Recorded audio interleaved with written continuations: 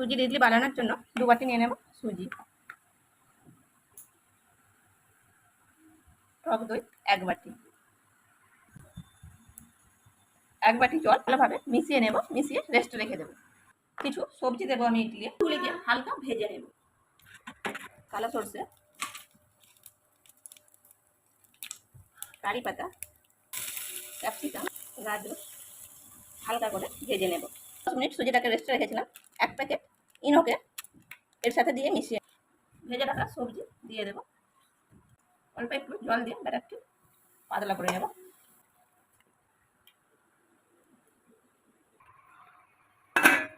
হালকা একটু ঠান্ডা করে নিয়েছি।